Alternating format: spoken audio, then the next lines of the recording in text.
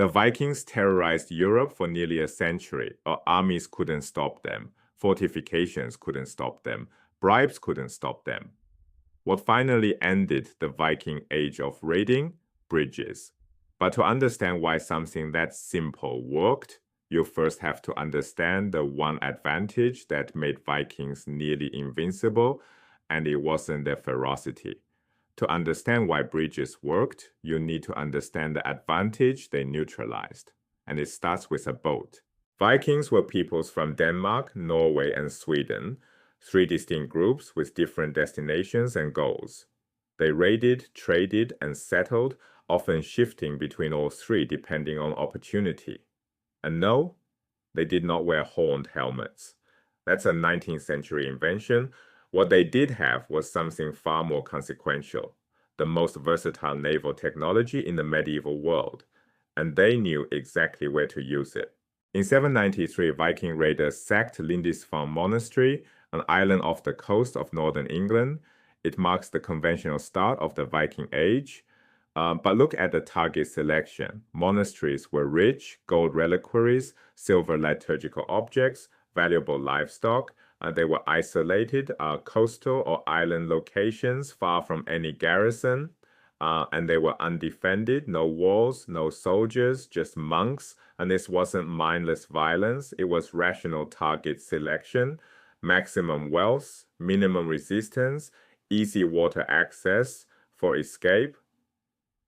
The raids didn't stop at Lindisfarne, they came back year after year to the same coastlines.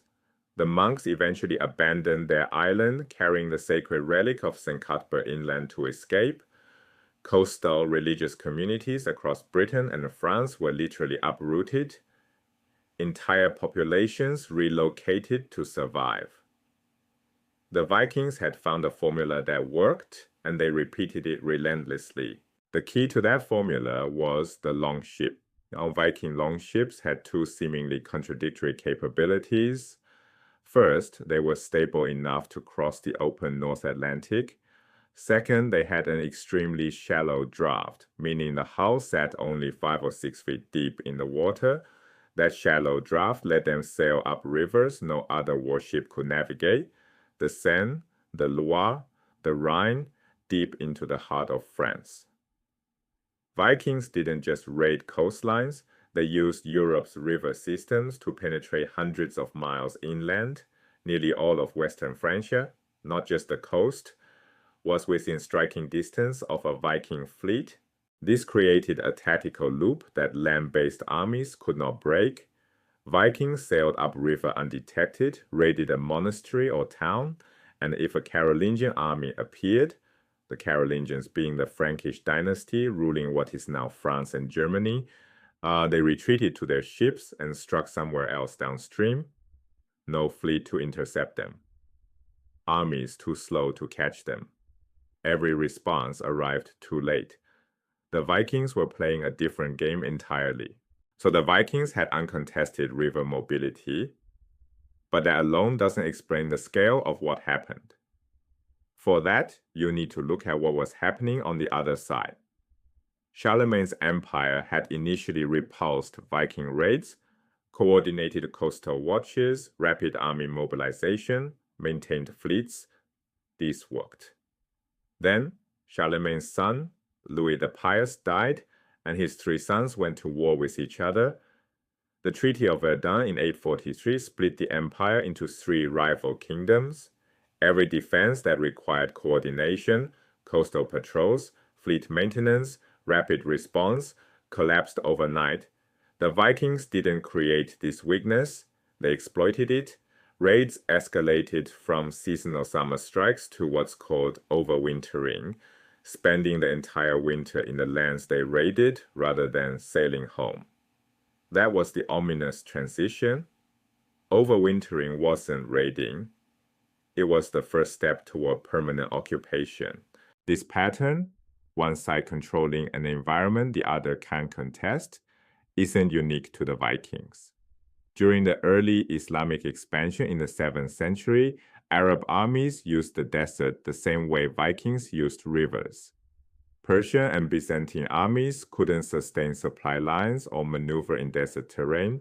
Arab forces could strike from the desert, and if opposed, withdraw back into it. And the principle is identical. Vikings controlled the waterways, Arabs controlled the desert. In both cases, their opponents couldn't pursue, couldn't intercept, and they couldn't force a decisive engagement. When your enemy owns an environment you can't enter, they dictate the terms of every fight. But the Vikings had one critical weakness. They were poor at siege warfare. Fortified positions were generally bypassed, not assaulted. Right? If a town had walls and a garrison, Vikings moved on to easier targets. Right? They had speed and mobility, but they could not crack fortifications. Remember that, because the question that changes everything is this. If Vikings can't take fortified positions, what happens when you put a fortification directly on the river?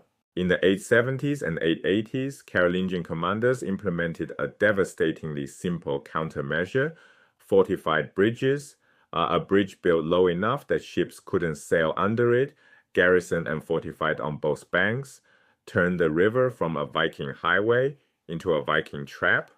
They couldn't pass it, and the bridge blocked the channel. They couldn't assault it. Siege warfare was their weakness. And they couldn't portage their ships around it. The garrison would attack. This strategy reached its decisive moment at Paris in 885. Viking forces besieged the city. Fortified bridges across the Seine held. The Vikings could not break through. The river was closed. After the defense of Paris, the dynamic shifted permanently. Vikings increasingly negotiated with European rulers, accepting grants of land in exchange for promises to stop raiding. The most famous, the Grant of Normandy in 911. The age of raiding gave way to the age of settlement. Here's the broader principle.